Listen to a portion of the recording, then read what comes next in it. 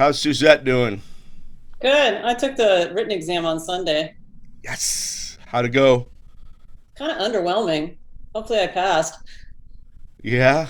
So much material that's not on it. Oh, that's right. You did it in person there. Yeah. Okay. Yeah, we're still not allowed to do anything in person here.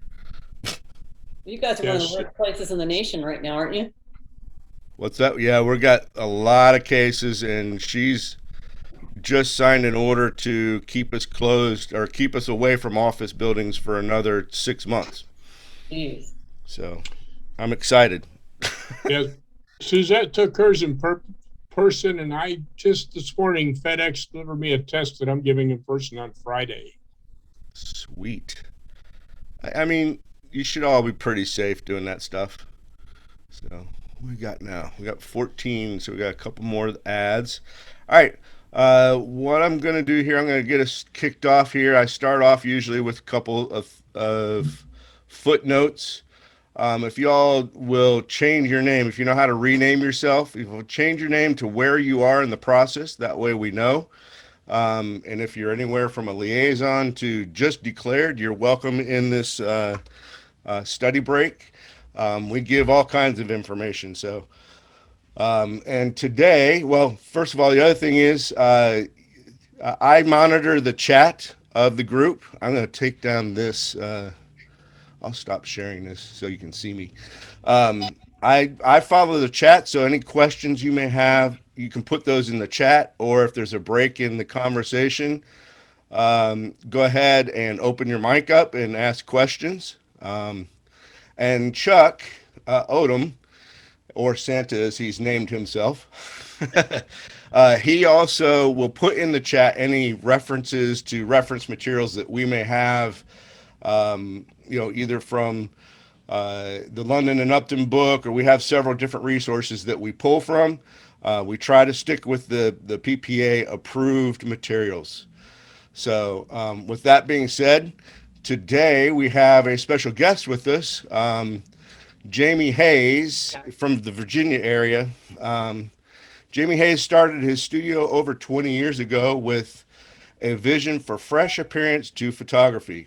The business serves businesses and individuals with traditional or contemporary style photography or brush oil paintings. Jamie is very active in Virginia Professional Photographers Association and Professional Photographers of America. Jamie also teaches about the technical image submission at the Imaging USA for CPP candidates. And that's what we've asked him to come in and talk about today. And actually, what I'd like to do, I'd like to start off with me being able to ask Jamie a question because I think a lot of our candidates like to know this. Jamie, how has CPP been beneficial to you as a photographer and then also as in your business? Well, CPP is your driver's license for photography. So it's pretty much a test and a behind the wheel of how to operate a camera and create baseline exposures and great images. So um, used to be back in the film days before digital, CPP was great and we advertised with it. Honestly, today it makes no difference. I mean, my clients don't come to me because I'm certified. They come to us because we actually offer a product that nobody else can do, and it's been in our area, and we've branded ourselves for 25 years in it. I think promoting and being a CPP in your area, especially smaller towns where there is not one, I think is a great benefit because it just gives your clients wonderful uh, uh, confidence knowing that you are capable of doing what you want to do. But really, your CPP is just one of the beginning stepping stones to improving your photography overall. We do not promote or mention our degrees anymore because they don't make difference in the world today like they used to. It's just a personal thing. So I use that for my report card to make sure that I'm keeping my skill set sharpened, um, but not necessarily for our business. Yeah, But now our business is 25 years in too. So it's not like we're starting or trying to develop a business that could help in smaller markets. We're in a really big market here, so our clients don't seek you out by your credentials anymore. Yeah. Yep. I find that one of the biggest advantages for me was the I would say the confidence booster or self-assuring yourself that yeah, I actually knew what I was talking about. I was in a position where I had been a professional photographer for 20 years, and I was also in a market that or a genre of photography that even a membership to PPA or to my local or state affiliate really didn't matter much. School photographers, even leaders of that type of business really didn't matter much. So for me, when I was 20 years in, and I would say often, I think I've forgotten more than I actually knew about photography by the time I took CPP. So very good information. How many of you So guys are candidates in the process? Raise your hand. so we Three. got Okay. 1, 2, 3, Four. 4, 5. Okay. And you guys have all passed your test? No. I'm taking the test in 2 weeks at the Texas school. Okay. Cool. I took mine Sunday, so Okay. I assume. I take mine on 22nd. I think we even have a couple of candidates that have not even declared at this point yet. Gotcha. So we kind of welcome all levels of CPP interest levels. So Great. it kind of gets the discussion going. So I will open it up to the crowd. If you have questions about image submissions or anything CPP, really, we can work on that today. But since Jamie is here, we would like to make best use of his time. And as I put in my Facebook post, Jamie was the very first one to shoot Sherman images. He was the leader and he showed us how. So if you guys have images or you have questions about image submissions, feel free to ask. I know we're in our last few days of image submissions this time around, but go ahead and ask those questions if you have them. And just so you guys know, so there's a whole action team that was tasked by the board of directors to work on this. It's funny, people give me credit for it because I'm on the videos, but I was just one of the team. There were, I don't know, 5 or 6 of us that all worked on that. So it wasn't I don't want to take full credit for everything because that's not me, but it took a lot of people and a lot of time to come up with Sherman and the standards so that you guys so that they could be repeatable and usable in your day-to-day photography. Good deal. Any questions out there? Does that you raising a hand, Suzette? No? No, I haven't taken Sherman out of the box. I was waiting till after this. So let me help you guys. So a couple things I would recommend. Once you've already passed, these are for the people that have already passed the test. I'll circle back around for those who have not yet. If you've already passed the test or you've already taken the test, and once you pass the test, then you'll be eligible to do the image submission. Watch the videos, read the study guide, read all of the information on the website and the checklist, because all of that will walk you through step by step by step and help you all the way through if you have any questions or if you get hung up. There are 3 different lighting scenarios depending on how you classify yourself. How many of you guys classify yourself as a natural light photographer? Okay, good, because the natural light is the hardest one in the world to do. So all 3 of the lighting scenarios are going to test your skill of how you control light.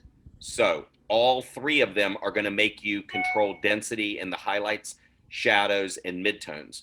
So, and I always start off with the natural light first because there are many, many people that identify themselves as natural light, but they're not controlled natural light. So no matter what scenario you choose, you're going to have to control the light and be able to repeat and manipulate the light in order to pass the image submission part. So if you're a natural light photographer, you're going to need reflectors, you're going to need flags, you're going to need scrims, you're going to need more equipment that is, of course, not flash. So, stands, clamps, all that sort of stuff. And your reflectors are going to be relevant to the size of your light source for reflectivity. So, and you're going to need multiple fabrics in order to do that. If you're doing the continuous light scenario, you're going to need to make sure you work in an absolute dark space and using your continuous lights or modeling lights from your studio strobes. You're going to need to make sure you don't get contamination on your white balance. The electronic flash is the easiest, the simplest, and the one I recommend for anyone who is looking for a way to do this, because it's set up exactly the easiest, the most straightforward. It will also help you the most in your business because it is actually what I've used every day of my entire life as a photographer. So starting with main light, fill light, and going all the way through. So you're going to make sure you work on a tripod, make sure you have a cable release or some way to fire your camera remotely or use your timer. Handhold is going to be the worst thing that you can possibly do for this because you cannot crop or change anything in hand holding. For those of you that are hand holders, you know what you have to do in Photoshop before you produce a product for your client. It's a lot of work to make 3 images as close as possible to the same composition. 2 overhead, 1 straight on.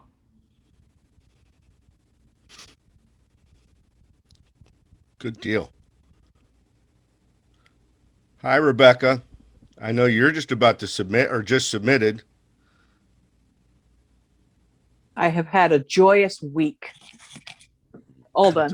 Awesome. You're all done. Okay, well, Well, I've submitted, not all you done. submitted. Well, great. So we'll ask if you have any questions that may have related to what you did. Jamie Hayes is here to talk about image submissions with us. Just because I know you joined a little bit late or after he started speaking. Or if you can, maybe, talk about a little bit about some of the things that were a little bit more difficult than what you had pictured when you first, thought about submitting images.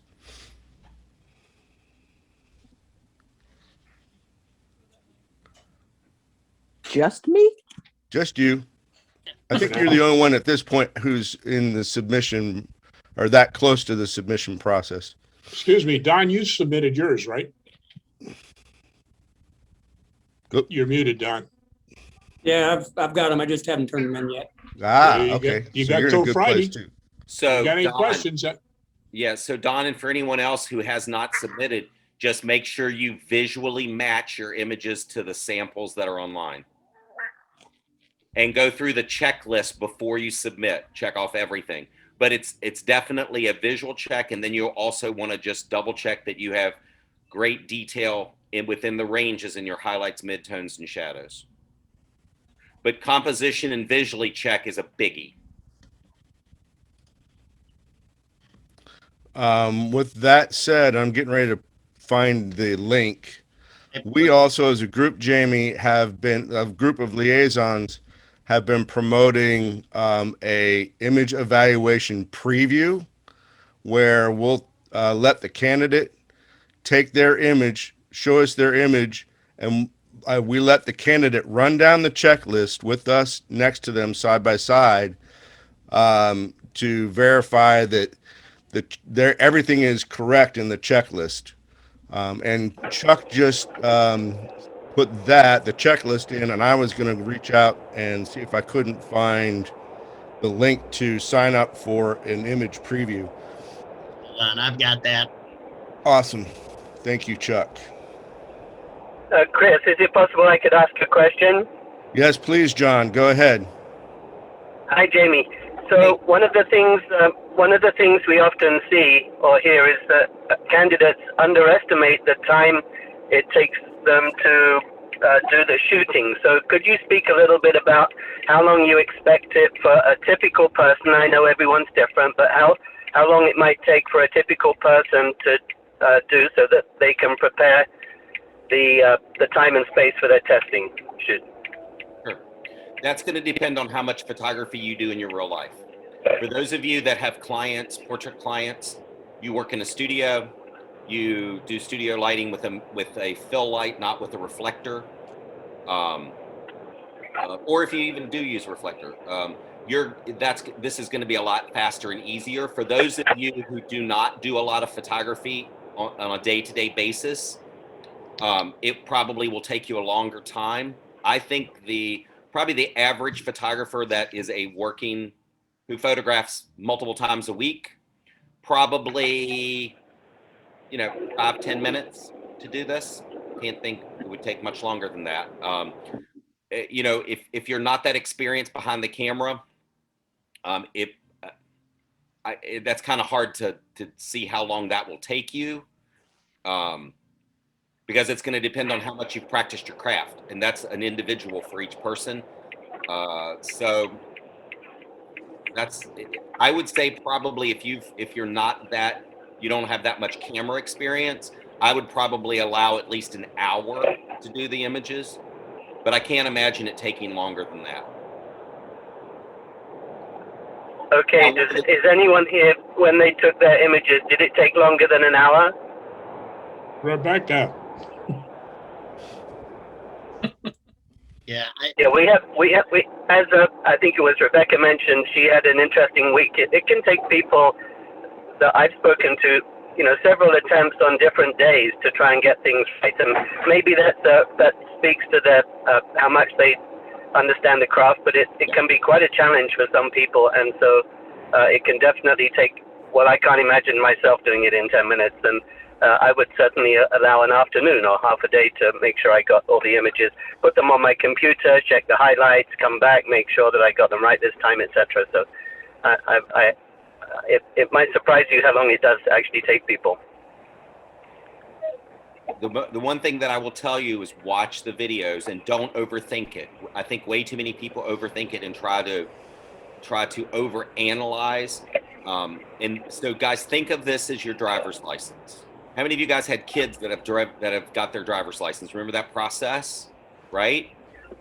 You sure wouldn't want to be on the road with them right after they pass their test. It's just a bare bones minimum so that they understand the rules of the road. And that's kind of what the image submission is. So, if I would say, if you guys want to help your candidates, I would first ask them try to figure out how much they actually really photograph, how much they've photographed in the studio, how much they've set up lighting, how much they've controlled lighting, because that'll give you an idea of how much time you're going to need to allow and spend for this. Some people will find it really easy. Some people will take a little bit longer time.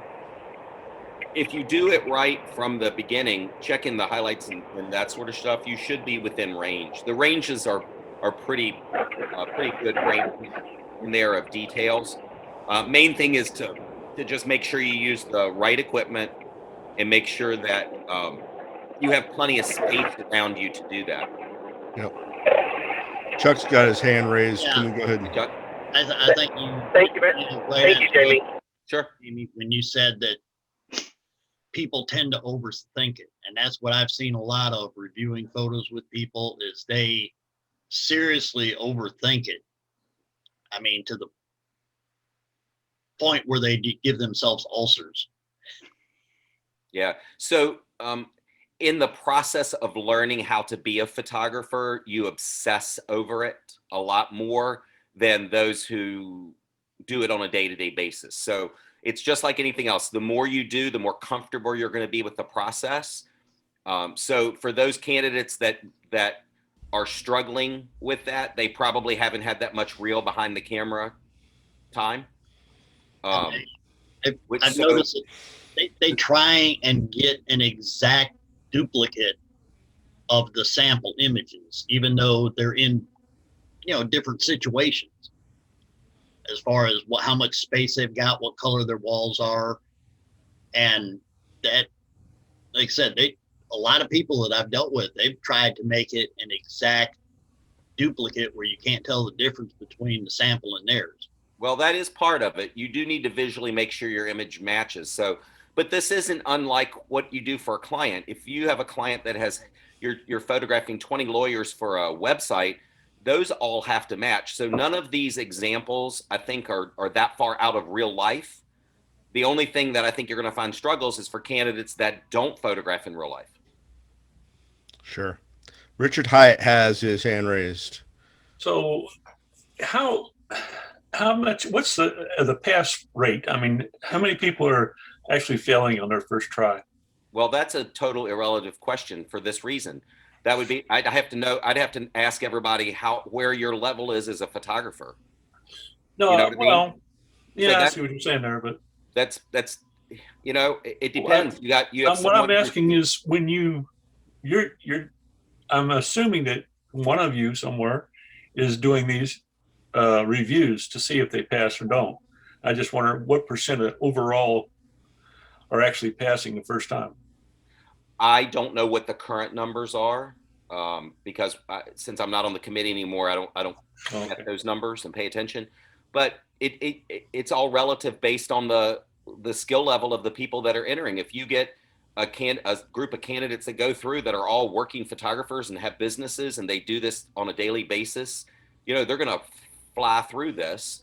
If you have people that are just now figuring out how to use a camera, it's going to be really difficult for them. So unfortunately, Okay, let me clear it up then. I'm an intermediate. I don't really have a studio.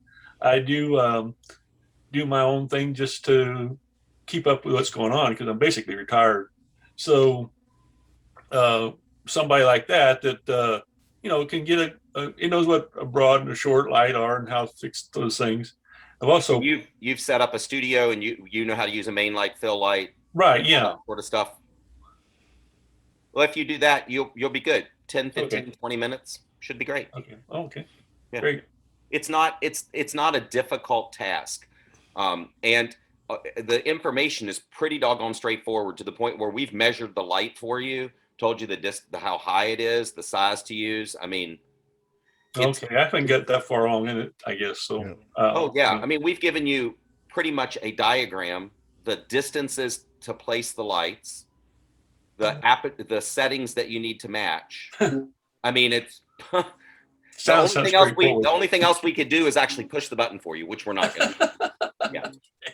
I think, Richard, a good way to think of it is if you're using the resources that you've been given, not only the checklist and the setup list, but also the liaison that you're working with. If you're using, this as a resource, you should be fine. And again, kind of like what Chuck said, you got to be careful not to overthink the process. Yeah. Run down the checklist and run down the resources that PPA gives you, and it's pretty straightforward. I mean, the resources there is so much on the PPA website, and I mean, and really, if you don't do anything but just watch the videos a couple times, I would pick the lighting scenario that you want to do, and the electronic flash, I can tell you, is the simplest of all of them. I can tell you that for sure.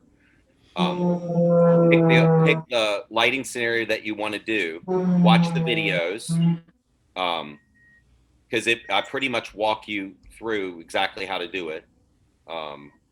And then just make sure your images visually match. And if you do all of that, the numbers will come out as far as the highlight, shadows, and details. There's no way that they can't unless you're way off somewhere. And we give you pullbacks to show you how the whole overall set looks. And let me ask you this: what in the written test, is that a 70% or an 80% that you have to pass? 70%, and nobody knows your numbers. I passed with a 74, but that was back in the 90s. Yeah, I passed with an 80. So nobody knows your numbers or compares your numbers. Here's the thing: you're either a CPP or not. It's kind of that simple. Richard, I've got some numbers in front of me on the image eval, if that would help you. In February, which was the last image evaluation, 97 people submitted images. Of those 97, 52 of them passed. Okay. Of those 97, 77 of them used electronic flash. Well, I definitely use electronic flash. So looks Well, like both. in everyday photography, electronic flash is the most repeatable, most dependable. And not knowing, but I've used the same lighting system for 40 some years, so I can go back and match any portrait I've ever done in my entire career to any portrait I'll do in the future. So if you work on a consistent basis, this is a walk in the park because it's what you guys do every day.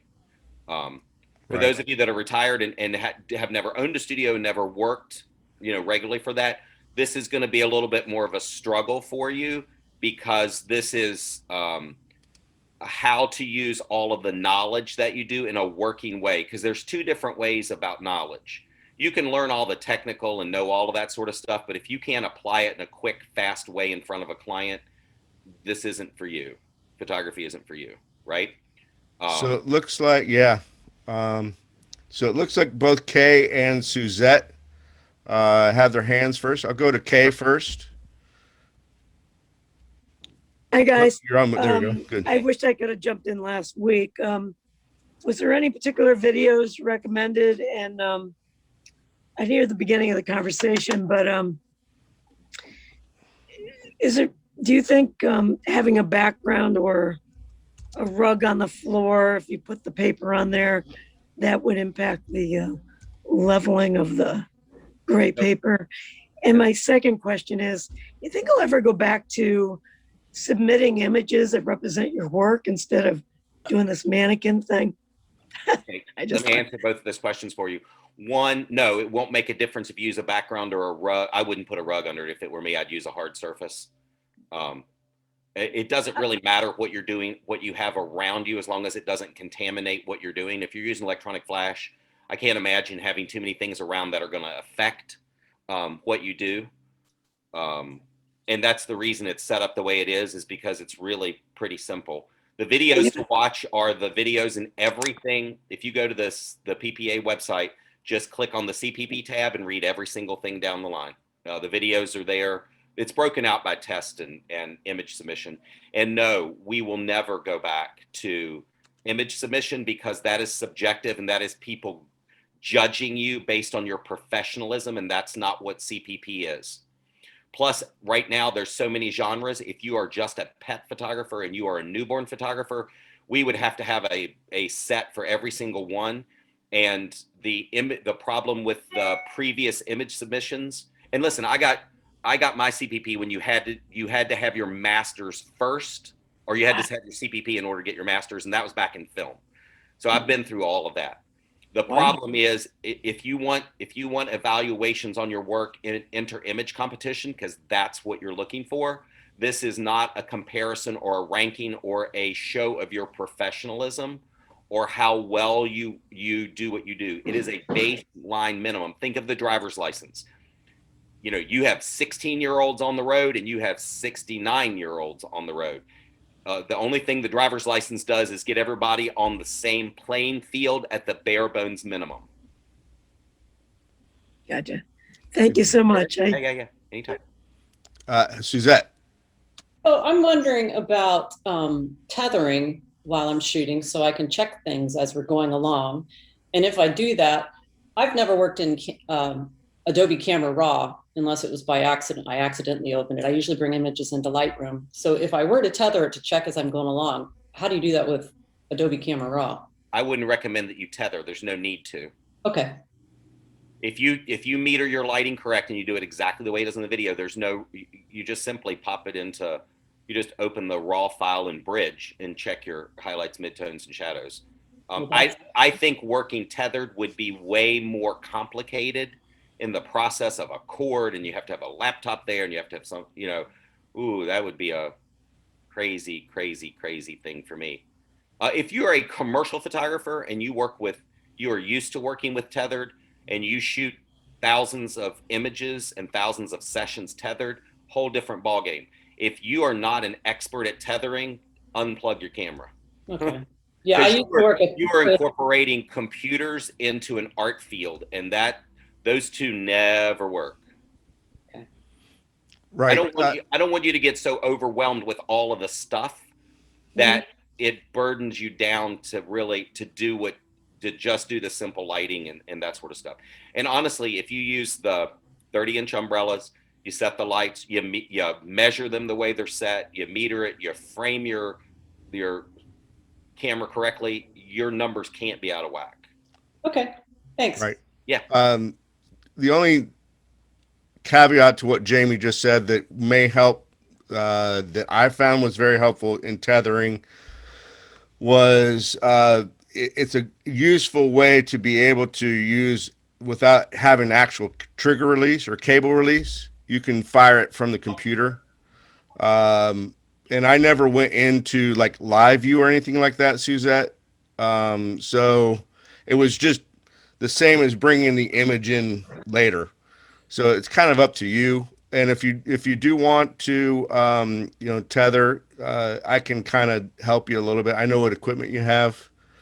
And I don't know if you still have the Canon software available to you, but that'll take it right into, we can tell you how to get it right into Camera Raw. Well, I'll probably just skip it. Yeah. I wouldn't, unless you are an expert at it. It's one more thing you have to kind of fool with. And if I've learned nothing in all the years I've been photographing, the simpler your camera techniques, the more you engage with the subject, i.e. Sherman. So the less stuff you have going on around you, the easier and faster it is for you to get in and get him done. Okay, thanks. Yeah. By the way, Jamie, as a side note, Suzette is one of our newest PPPA members. Oh, awesome. Welcome.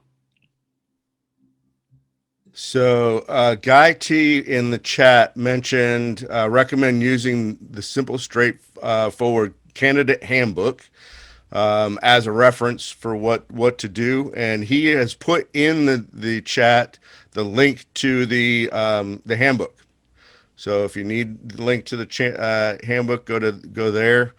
And all of this, the nice thing about the handbook is it has all of the reference materials all put together in the same place. You don't have to go bouncing around the PPA website or even in the CPP area to find the reference materials. It has the reference materials all in the same place. If you open it up as a PDF, you can even just click on the link. You don't have to type it out. So we're about halfway through. Anybody have any questions related to image submissions, or we can go any questions at all. But again, we're trying to make good use of Jamie's time here. He is a resource for image submissions.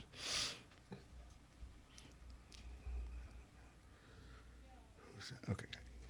Interesting fact, Jamie and everybody else.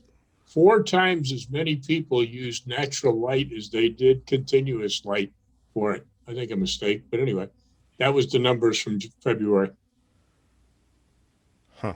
Yeah, natural light is the hardest thing in the world. You have to worry about white balance, exposure, contamination,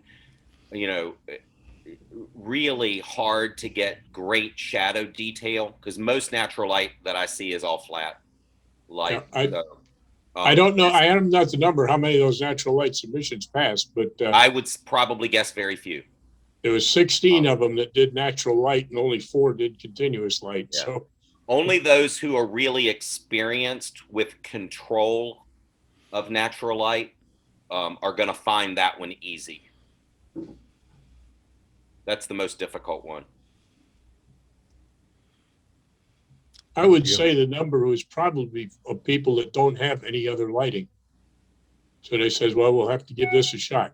That would be my guess. Yeah. Our industry is full of natural light, photograph wide open with the prime lens and fix in post. So that's the norm of most photographers coming into our industry are all in that range.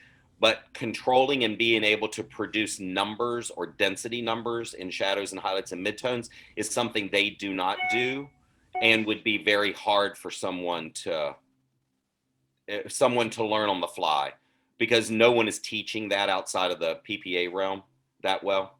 It's not a norm in the industry of how to do that. Right.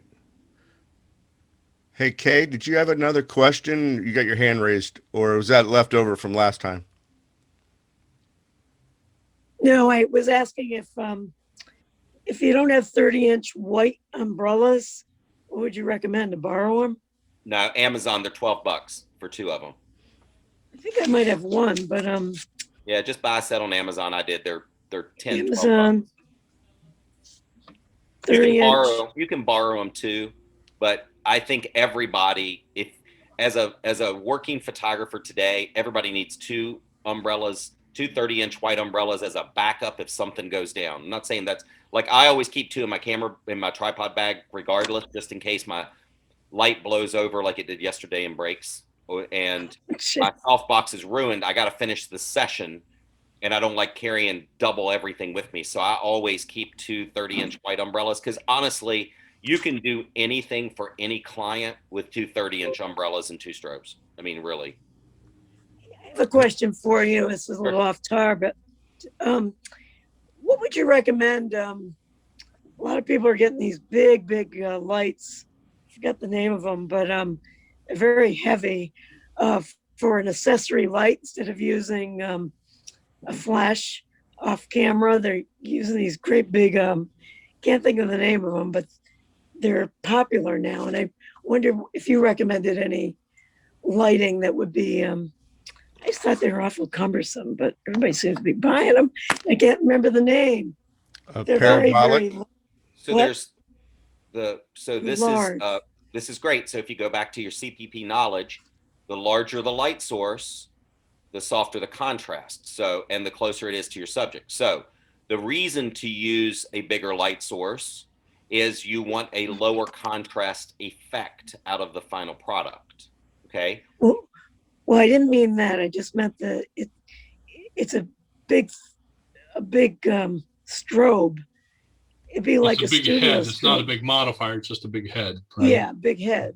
You know, all strobes work the same. The difference you're going to have is features. So they're kind of like cars. Every car has most cars roll on the road. It's how you want to travel there. So there are tons of different strobes out there. I think the norm in our industry is to spend a lot of money on your cameras and your lenses and spend as little money as possible on your lighting equipment, which I think is horrible. I think you buy your lighting equipment once, you buy lenses once, you buy tripod and light stands once, and everything else you have to change out every 3 to 5 years, depending on technology. And here's the thing too, as a working photographer, you have to use what is most easy for you, less cumbersome for you. The more you make your technical aspect of photographing seamless and autonomous, like you're breathing, the better craftsman you'll be, because your human brain can only do 2 things. It can only work logically and think about the light, think about the size, what everybody else is doing, the numbers, all that, or you can be creative and engage with your clients. And that's where the beauty of your craft comes into play. The more you become technically proficient, and the more that your lighting system is simple and easy to use, the better your photography will be. And the electronic flash scenario actually is fantastic, because you can do every type of photography, both indoors and outdoors, with that lighting scenario in any type of environment. So it actually helps you. Some people use really cumbersome equipment. Some people use simple equipment. I invest in the best that I can possibly have, because it allows me to not have to worry about and think about the lights when I'm photographing. I don't want to think about the camera. I don't want to think about exposure. I don't want to think about f-stop or aperture or any of that stuff. The only thing I want to do is engage with my clients and let them have an amazing experience, because that's how I'm going to make more money. They're not going to spend more money because my photography is perfect. They're going to spend more money with me because they fall in love with me. Now, the product has to be good. Don't get me wrong. But whether you learn and master your camera techniques has nothing really to do with how your clients are going to spend money with you, if you really want the honest truth. Very good. Suzette has her hand raised. I have a question for you, Chris. Yes. When we worked for VOS, they would have us fire the alien bees 50 times before we did any readings. Talk to me about that. Is that always alien bees are very unreliable, and they wanted you to pop those strobes, so hopefully you got around the unreliable part and you created exposures as consistent as possible. Because in a high volume situation, the killer is for you guys to have the exposure off, because the back end is extremely automated and they wanted consistent results. And alien bees, although they're cheap for event photographers and people who have high volume, because it's cheaper to replace those than anything else, they are the reason you put money into really good lighting equipment is for the consistency of it. What Jamie said. Yeah, so I cut my teeth in the high volume business back in the 80s. So I used to photograph 500 to 600 underclassmen a day with roll film cameras. Yep. Back in the film days. So I can tell you everything. And actually, in developing the and working with the team of people that we worked with to create this, if those of you that are high volume that have worked in that realm before, this should look very familiar. Okay, I don't do that. It's identical. The lighting's identical to what we did for underclass, except for one thing. Hair The light. fill light is moved behind the camera as opposed to the left of the camera. Yeah. Right. And the reason for that is so that your fill light is consistent across the entire background. Right. So in reality, what happens is in a studio environment, if I'm photographing a 2-year-old, that 2-year-old can run all over the background. I don't have to reset them to the middle, because their shadow density, as long as they don't come forward or backward, is the same whether they're on opposite ends of the background. If this is the background, my fill light is behind me, which is camera position. This person at the far edge of this background and the person at the far edge of this background receives the same shadow density. So needless to say, you don't have to monkey with the shadows to make everybody in the photograph have the same shadow density. Right. Okay. I have one more question. Sure. What light, I do want to upgrade from the alien bees. What do you use, or what do you recommend? I only use ProPhoto, and I've used every brand in the world. And so far, ProPhoto is the absolute best. The only thing anyone complains about ProPhoto is the price, which is funny because nobody complains about the price of a brand new camera. It's crazy to me. Yeah. I'd love to have a brand new camera right now. Well, here's the thing, guys. So I've been using the 5D Mark III ever since it came out. I don't ever have to buy another camera in my entire lifetime. That camera is more megapixel. We print 70, 80-inch prints. We do large oil paintings. So I'm printing, our average size is 30 by 30. So we do a lot of larger portraits compared to most photographers. And I'll never have to change that camera out ever, unless it breaks. The technology of cameras has advanced to the point where you don't have to do them. Unfortunately, the camera manufacturers have put themselves in a pigeonhole because they gave all the great technology. And the only thing that they could do early on was to build megapixel into the cameras. And now megapixel is overwhelmed. I seldomly ever photograph in large RAW either, just so you guys know. I do medium RAW, and we're still printing 50, 60-inch prints out of it with no problem. Small people with a lot of environment like this. Right. That's a 30 by 40, and that was done with a medium RAW. Nice. What size is that medium RAW? Maybe, gosh, 15 to 18 meg. You can print up to 30 inches, or actually probably 38 inches with a 5 megapixel. My first digital camera was 5 megapixel, and we created tons of 30-inch prints from it, and you never know the difference. Even if I held our camera up to it today, you won't know the difference. Nice. Another question, Kay? I don't have any other people asking questions. See a lot of head bobbing going on. I didn't even know there was medium raw. Yeah. I guess I better look at my camera. Well, for us, with the volume we do, the storage and handling of those raw files is ridiculous. Now I'm 25 years in, so you can only imagine so we're down now to 200 sessions a year, but in the heyday, we were probably 400 or 500 sessions a year, plus weddings, plus commercial events and all that. So file management for us is a nightmare. For most photographers, file management is a Tuesday for us. And you'll experience it as you get further and further down the road, as far as what you hang on to and what you need and how much money you're paying on RAID systems and all that sort of stuff to file things that your clients probably will never come back to purchase. Yep. Thank you. Sure. You don't look that old, by the way.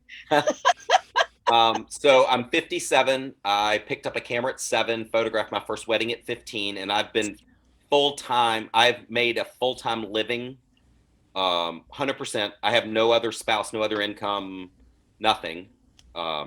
So I've been fully employed since I was 18 years old. Wow. Yeah. And we now support 2 full-time salaries and 1 part-time helper with photography. So we come at photography from a totally different standpoint. It has to make money for us. We don't pick up our cameras unless we're being paid. So that's kind of how we've always been. Good deal. Any test questions out there? We do have some time, and it seems like we've run through the resources of image submissions. Any test questions? It's like Kay's got her hand up Can I again. make a comment? Yeah. Yep. I took the test and passed. I even got in the 80s. So I was really pleased. That's great. But you know what really bothered me was there were questions I immediately came home and wrote down, because there are things that I wasn't sure about, and I wanted to know if I got them right or wrong so I could kind of further my knowledge to know things that I got wrong. Well, Kay, let me ask you a question. Yeah. So what's the end to the means of you learning those numbers? What do you photograph? Well, my favorite thing is high school seniors. Okay. We do, my partner and I do extreme sports, which means that we just don't do a kid with the ball with the knee on the ground. Sure. We make composites and make them jazzed up and stuff like that. We do some dog charity events, so dog portraits. But I like people, so I'm open to everything. Here's so there's 2 things you can do as a photographer. You can obsess over the numbers and try to technically learn the craft, but you will die on that hill. Well, I just wanted to know the answers to the questions I got wrong, just for my own knowledge. I don't know. Just it's great if I think it's great if you want to do that, but honestly, I would recommend that anyone not worry about your number, just worry about your passing, and then work more on trying to make your photography system over and above your CPP. Try to make your system of photography stupid repeatable, so that you could have a 12-year-old walk in and do what you do first. Once you get to that point, then now you're ready to move into creating amazing artwork, because I don't think you can create amazing artwork until you have the technique like breathing. So you can go back and learn the numbers and all that sort of stuff and figure out all that. But I'll be honest with you, there's a very huge distinct difference between being a photographer in the world today and taking pictures and the textbook knowledge that you have learned in CPP. And they're almost not relative to each other, outside of the fact of creating a good exposure and knowing how to use basically how to use the tools that you have. Okay. Yeah, I just thought it was interesting. I learned a lot from doing the exam study and all that.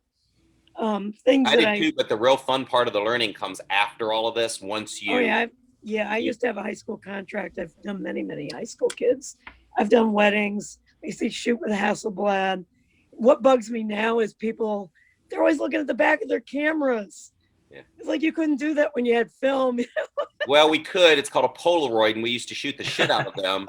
And you know what? We looked at our Polaroids about as much as somebody looks at the back of their camera, so I'm not throwing any stones. Oh, okay. Well, I find I'm doing that now too, but not as much as other people I see, like every picture, when I'm photographing a senior or whatever, I'm not looking at it every single minute. I know what I want, what my lighting is going to be. And I'm more concerned about the person than looking to see if I got the right image, because I know I already know, that. So I don't need to look at the pictures. You know what I mean? Yeah. Some of the hardest things in the image submission are going to be working on a tripod if you've never done that before. If you're a handhold shooter, working on a tripod is going to drive you nuts. I see Ann grimacing. That's going to be the hardest tripod. thing. Yeah. That's going to Me, be. I do. Oh, I'm sorry.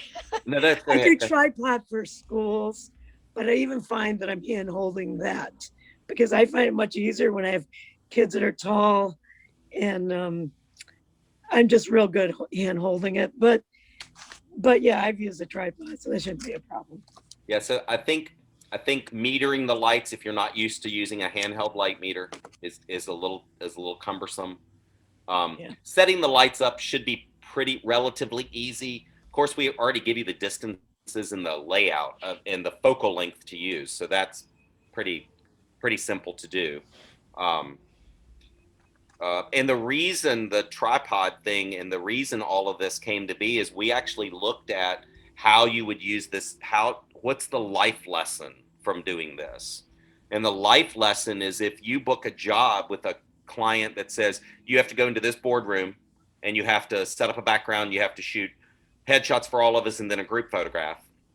And then that client says, now as we add new partners, you'll have to come back as we add new partners in, and everything needs to match and consistent on the website. And sometimes companies are so photo savvy now, they'll give you specifications of the focal length, the aperture, and the shutter speed that they require to match. So all of setting up and doing these image submissions is pretty much that. You're matching a head size, you're matching a composition, you're matching a focal length, and you're matching a lighting so that you can produce consistent results in any environment, especially if you have to go back and do that. I've got a law firm here in town we do that for. We do everything on location, and they have to match 100%. And I use exactly the electronic flash setup, and it's repeatable every time, and we don't have to do a whole lot of post. And just so you guys know, we do not, in our business, I don't acquire a file and I don't retouch and I don't use Photoshop. I'm a photographer, and none of those are required to be a photographer. I need a camera, light meter, and light. So we outsource everything we do. I don't acquire my files. I don't retouch my files. I do our paintings, but that's pretty much it. And I can tell you that the image submission helps foster that, because the people that we outsource all of that to we have the most consistent files from any photographer. The Photoshop work is a whole different skill set, back in the film days, I didn't want to own my own lab, and I didn't want to do my own negative retouching. So unfortunately, our profession now, I think people say that nobody can do the artwork like them. Well, if you find the right people, they can do everything 20 times better, cheaper, and faster. And the reason we outsource is because it's, our retoucher charges us $2.75 to retouch 1,000 faces in an image and stray hair removal. You can't do that on your own. It's literally, unless you want to pay yourself a fraction of minimum wage behind the camera, it doesn't make sense to do that. So by getting your photography simplified in the front process, it just makes the back end really simple. And you can predict how your image is going to look without looking at the back of your camera. Good point. All of that stuff should sound very familiar to Suzette. That's all we preached when we were doing the volume photography. I still have, I don't know if you worked with this one. I still have my Z3. when we Oh, when wow. we liquidated all of our Z's back to Herf Jones, they allowed some of us to keep them as shelf pieces, basically. So, and I still have the back and and the Z3, and people look at that and like, what is that? It's a ginormous camera, Steve paperweight. Davis has his hand up, Chris. Yep. Thanks, Skip.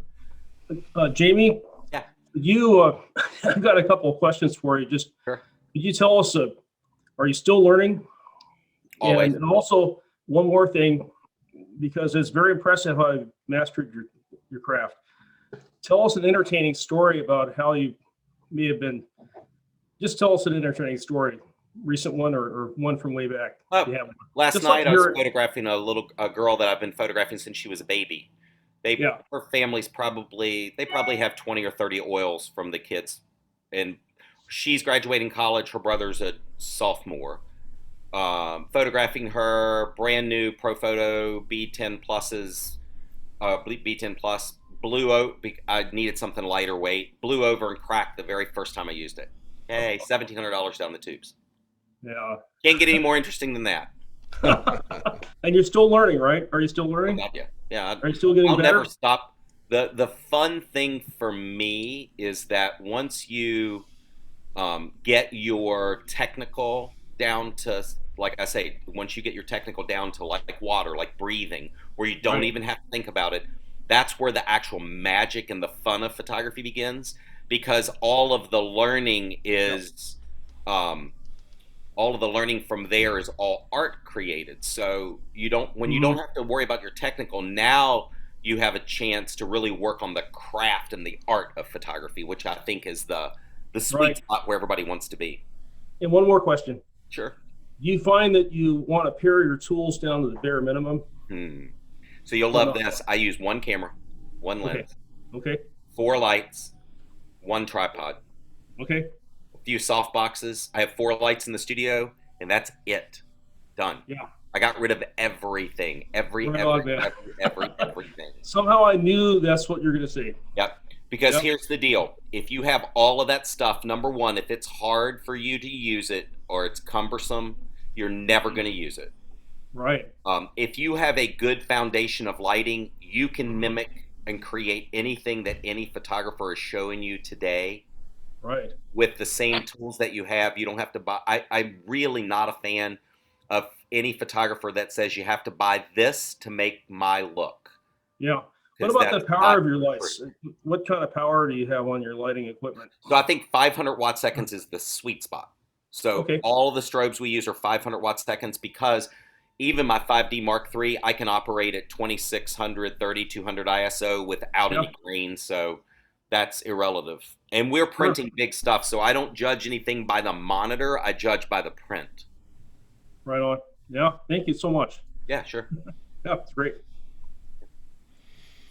Down to a few minutes here. Anybody have any other questions? Burning desires. Suzette's back. Jamie, I'm just curious, what's the one lens you use? The Canon 28-300. And I do not photograph wide open. I photograph everything at f8 or f11. Always. Never wide open. And if I need to throw the background out of focus, I use the lens compression to do it, not the aperture. So it allows me to be a photographer. So I always pick the background first because I always have the lighting answer. I always use strobe on the face, inside and outside.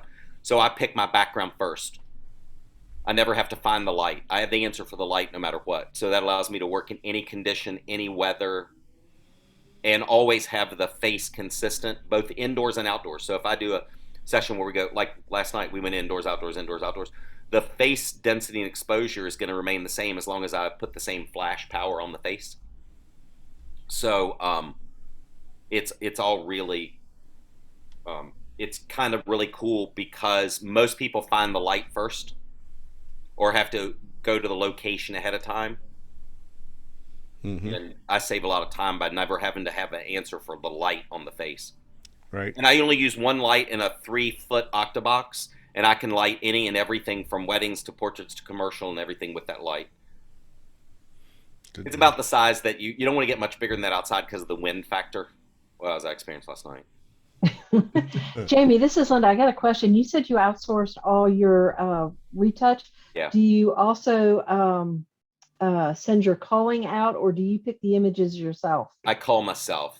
Okay. Yeah, I think the unless you are an extreme high volume shooting schools or dances and that sort of stuff, I think it's faster production wise for the photographer who shot it to cull. Now, I also do my own sales. Mary does sales for both of us, so we are in sync as far as that goes. So culling is easy. Our business model's a little bit different. Our clients choose and commit to everything up front before we ever push the button. So I'm not, the only thing I'm doing in culling is choosing what we've already agreed to and what they've already agreed to pay for. So I don't photograph anything outside of what they agree to. And I don't photograph anything that's not what they're purchasing within reason. Got it. And we schedule our sessions accordingly too. So if I have somebody that's just coming in for some 8x10s or a headshot, they don't get a prime 5 o'clock session on a weekend or whatever else. Because we manage everything by 15-minute time blocks. So I need to, if I have a session that's doing smaller prints, I need to book those together so that they actually equal a wall portrait client. Because it's the same amount of time for me, camera-wise. So we do an analysis every 15 minutes of how much time I spend behind the camera. Because I make more money behind the camera and in the sales room than I do anywhere else. And since I'm not doing any retouching, I don't have to worry about my time. And when we finish photographing at the end of the day, we're done. I don't have to take family time away from processing. Yep. And we use Retouch Up. They're amazing. Highly recommend them. We send the raw files to them. They acquire them. We have different recipes. We have special artists. We have special instructions. For all of you back in the film days, it's the same thing you did with film. You know, no lab would even give you an account unless you passed their tests. You couldn't even get an account with a lab until you proved that you could create a consistent file, much like the CPP. It's actually history repeating itself. Okay, yeah, because I've used Retouch Up before myself as well for some other things. Most people jump around too much. They, I use this person for this and this person for this and this for that and this for that. It's the tolerances on labs are minimal, and Retouch Up messes a lot of things up. But we put all of our eggs in one basket because I want one person in charge of our look. And if you use multiple things and you only use this one for that, this one for that, you spend more time managing the consistency than you probably need to. Right. It's funny today.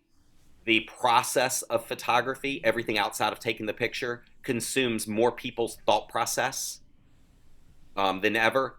And we actually do the opposite. I could care less about the processing part. As a matter of fact, my job as photographers to make sure that they don't do anything on the processing part. Period. Nothing. I want you just to apply the recipes that we want on the raw file and retouch the skin and hair and all that sort of stuff. But I seldom touch the slider button and seldom touch the highlight button, ever. Talking about in RAW or Lightroom? Yeah. We don't have the people. Retouch Up does not mess with that. Right. I control all that within the camera. Yep. Kay, looks like Kay's got a question. Yeah, Kay. Go, Kay, go. I look like I had a question. You had your hand raised. Come on, Kay. No, we know you always have a question. Lay it on me. I do. Well, I love Retouch myself, Retouch Up. We just did a hockey job with our extreme stuff, and I took way too many pictures. So instead of using Retouch Up with $1.50, I went to Reboku. Yeah. It's only 85 great. cents. Yeah. So I did 127 images and dropped them out. And I've been spending 2 days because I'm a glutton for punishment, but I'm creating, I don't know if I turn this around, I don't know if you can see what I'm doing. Can you see that? We don't see anything. No. We Which see way do your I go? background. Oh, I don't. Well, anyway, I've been working for 2 days. Ty does a Last great year. job. Rebuku's great. Whoever you use, just Yeah. build a relationship with them. And use. You know, I don't worry about a few cents here and a few cents here, because in the whole scheme of things, it's probably less than a Starbucks coffee that I'm blowing money on. And Way the too much peace of money. mind, the peace of mind for me. So the killer for me, like if you worked for me, if I knew that you spent 2 days on something to try to save 20, 30 cents a file, I'd hang you. Oh no, I wasn't You and I doing wouldn't that. get along. Oh no, I wasn't Mary, doing that. Mary would be all over me if I did that. She'd be Yeah, like, no, no, I had to do an edit and get it down, and then I sent them out to be dropped out. And then I take each individual and I create a collage of them in a picture. Each individual picture. It's very time consuming. oh my God, I can't imagine. And I hadn't done hockey extreme yet. So I didn't have any templates. I had to create all that. Mm. So it's been hours and hours and hours and hours and hours and hours. Yeah. But the end result, they're gorgeous. And I'm almost at the end of the tunnel. So looking forward to finishing this job. Now, maybe it'll help for referrals to another job. And obviously, if I was to get into this, doing this a lot, we'd have an animated program where you bring in the background, drop out the image, do it on green screen, all that, you know. Right now, it's, you know, we did volleyball, we did hockey, we did rugby. So it's kind of not worth getting into it in money investment, but it takes a lot of my time. Sure. It all depends on where you are in your journey. You know, Yeah. we look at things totally different because this is a business. I mean, Yeah. Well, you know, it's kind of like I tell all the students that we work with this. It's kind of like this. If you have a spouse and they are the breadwinner, I don't think anybody would allow them to say, "Oh, you know what? I had such a great fun day. I just gave my check back to the business." ain't gonna fly. Yeah, who's gonna put food on the table and pay the mortgage for this month? So Yeah. when you start thinking, when you take your photographer hat off and you start thinking put your use your photography to support your business yeah. and whatever level that business is, and change your thought processes so that you don't spend time doing the things that you don't like. Well, actually, I like it. I do like it. That's fine. If you like Because I doing like all the that creative retouching end and of it. stuff Yeah. and compositing, go for it. Well, it's not what I want to do every day, for sure. I'd rather be out shooting and doing seniors and families. I'd much and rather things be like that. behind the camera too. So I Yeah. don't do anything. We streamlined our business down to Mary and I only do what we're passionate about, and we outsource everything else. Because you can't save enough money to make you a better photographer. My opinion. My opinion. Nice. And Very good advice. I'm most happy by taking photographs and selling.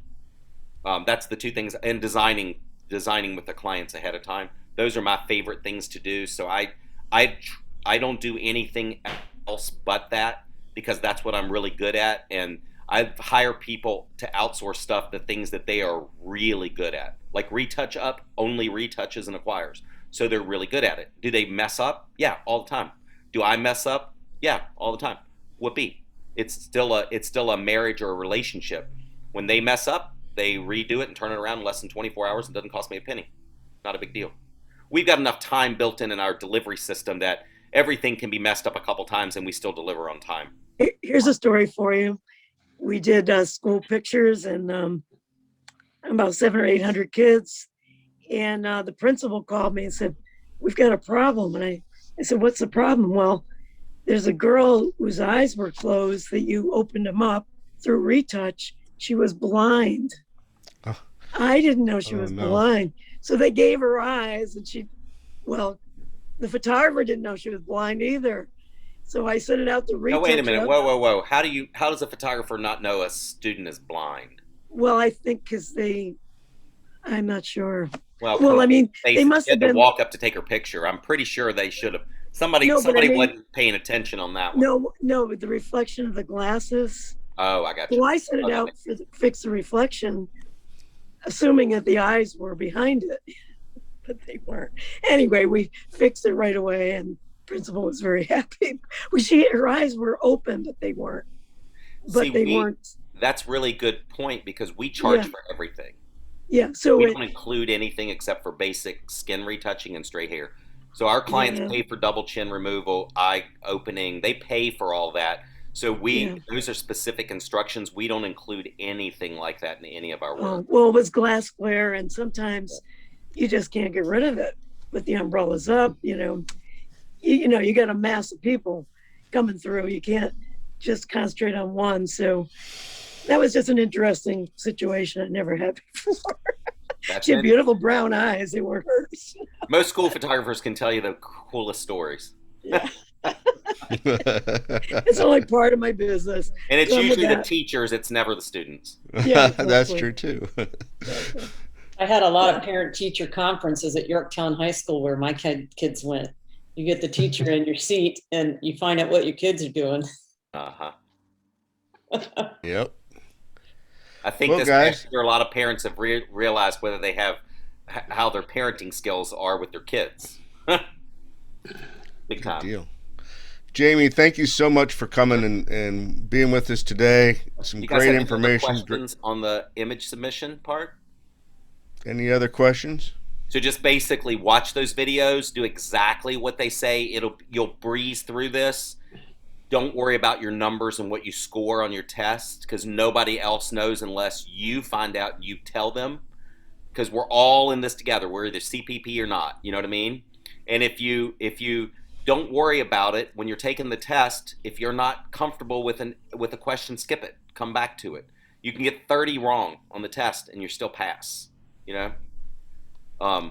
It doesn't make you any better or more professional or more anything. It's just think of it as that driver's license. It's just the bare bones minimum, and then however far you want to take your craft from there, you have a base knowledge of how to. You know what I mean? Yeah, that's exactly what I did, Jamie. I went through the test and I just put a little mark on the ones that I wasn't sure about, and then I went back and went through those. It was much easier. Have all these wonderful these liaisons, the groups like this. You guys that's great resources if you get stuck. I think the biggest thing is that I think fear grips more people in the CPP process than ever. So I think a really good example, and you guys can share this with everybody, go online to the PPA site, take that 50-question example test first before you do anything else. Find out how you scored on that, then go back and study the areas that you need help on. Because I think more photographers know a lot more, and you freak yourself out about more things than you already know. If you do that sample test, I think it gives you confidence. I think it's easy because now you understand how the testing part of it's going to go. There's it's multiple choice, and only one of them is really wackadoo wrong. Or actually one of them is only right. It's pretty easy once you do that. But if you take that sample test and then go back and then go to study, I never recommend anyone taking a class first before you take that test because you have no barometer to measure what you already know. And you probably know way more than you think. And then you don't have to go back, and the only thing you have to do is just study the parts you don't know.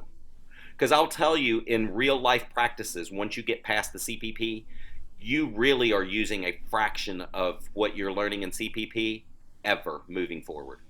A fraction. Good. Right, Any other last questions? Thank you very much, Jamie. We appreciate it. Congratulations to all of you in the process. Thank you to all of you liaisons that have supported the process and the system. Thank you. There's a bunch more resources coming down the pipeline that you will see later this year or possibly first of next year that will also make a huge difference and help you do this process. But It's not scary. It's actually really fun and easy. It's just you may have to practice a little bit more than you thought. Sure. Awesome. Bye, Thank guys. you very Have a much. great day. Take care, Jamie. Thank you, Jamie. Thank you, guys, for having me on. See you soon, bud. Okay.